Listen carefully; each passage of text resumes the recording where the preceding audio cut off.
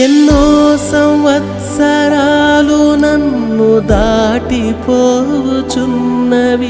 నా ఆశలు నా కలలనే వెంబడించుచుంటిని.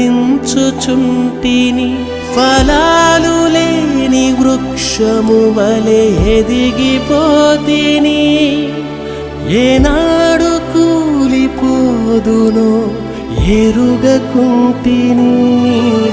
నా మరణ రోదన ఆలకించుమో ప్రభు, మరల నన్ను నూతనముగా చిగురు వేయని.